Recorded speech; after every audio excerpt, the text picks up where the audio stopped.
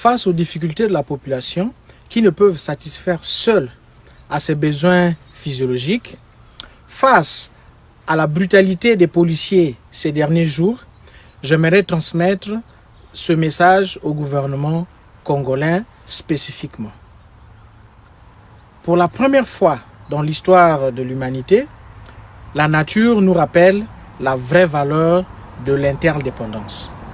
L'origine même de la pandémie devrait nous interpeller en ce moment. Un Chinois, sans doute pauvre, a mangé un Pangolin et a mis toute l'humanité en confinement.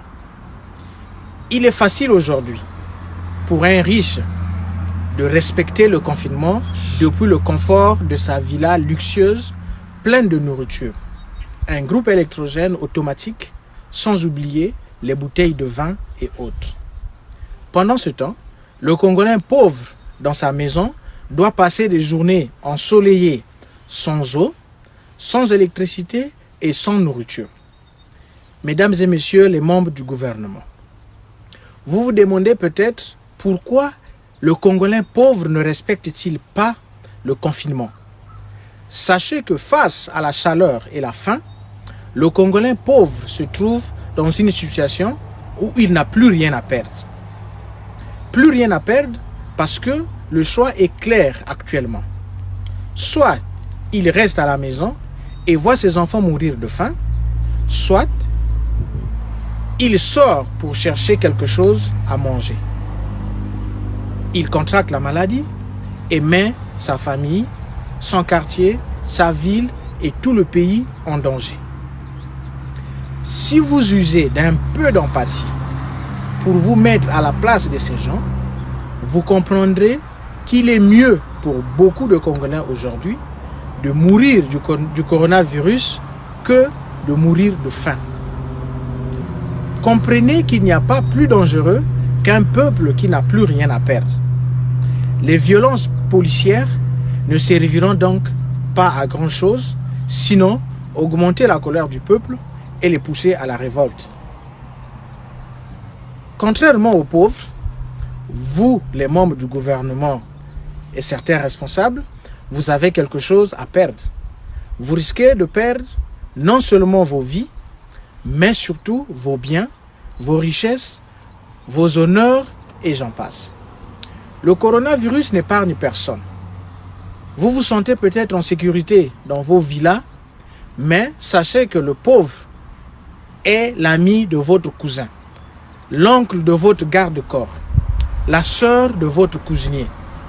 D'une manière ou d'une autre, vous serez aussi touché par cette pandémie si vous ne faites rien de sérieux pour éviter les contaminations de masse. Pour éviter le chaos dans notre pays, je vous fais 5 propositions suivantes. 1. Nous devons redonner la crédibilité à notre système qui est actuellement en panne. Oui, un gouvernement qui enferme son peuple sans lui donner à manger est un système en panne. Le comité d'experts mis en place il y a 2 jours est déjà une bonne chose. Il reste que ce comité choisisse un scientifique qui sera le visage de la lutte contre le coronavirus en République du Congo. Ce porte-parole aura pour mission de communiquer chaque jour sur l'évolution de la pandémie pour rassurer les populations. 2. Nous devons sortir des grands débats pour comprendre que le ventre affamé n'a point d'oreille. Il est impératif de mettre en place des banques de nourriture pour permettre aux plus démunis de ne pas mourir de faim. En plus de cela, améliorer l'accès à l'eau et à l'électricité. Pourquoi pas les rendre gratuites pendant cette période difficile de grande chaleur où chacun doit rester à la maison pour se protéger et protéger les autres. Demander aux policiers de ne pas traumatiser le peuple car il est déjà traumatisé par la pandémie. Rappelez-vous que beaucoup n'ont plus rien à perdre en ce moment. Le comité des scientifiques qui vient d'être mis en place doit être permanent et avoir un statut, pourquoi pas constitutionnel, qui soit à l'abri des interférences ou influence politique. Ce comité doit être un genre de think tank, soit un centre stratégique d'idées pour le développement de notre pays. 4. Le coronavirus nous enseigne que dans nos priorités, l'intérêt national doit désormais primer sur l'intérêt personnel. Désormais, si vous trouvez qu'un projet sera plus profitable s'il est installé dans une zone donnée, vous devez le faire à cet endroit approprié. Vous imaginez, si l'hôpital d'Oyo était installé à Brazzaville, la situation serait peut-être différente aujourd'hui. Le coronavirus nous invite à grandir et à décider en grand. Nous devons arrêter avec les mesquineries sur les origines, les ethnies, les clans et autres, car les problèmes de demain ne tiendront plus compte de ces aspects et le coronavirus en est la preuve. Enfin, nous devons tirer des leçons sur la constitution de notre gouvernement.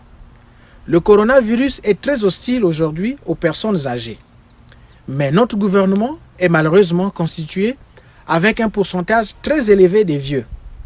Ce qui met notre pays en difficulté parce que les personnes qui sont censées gérer la crise sont ceux-là qui sont plus exposés et doivent donc être confinés au lieu de gérer la crise avec efficacité. Nous avons déjà perdu beaucoup de temps dans la gestion de cette crise. Et chaque jour de perdu permet au virus de gagner du terrain et de faire plus de victimes. Personne n'est épargné. Riche comme pauvre, ministre comme cultivateur, nous sommes tous en danger. Nous devons donc constituer un bloc ensemble pour lutter contre notre ennemi commun, qui est le coronavirus. Je compte sur votre empathie pour donner au peuple une raison de rester chez eux. Je vous remercie.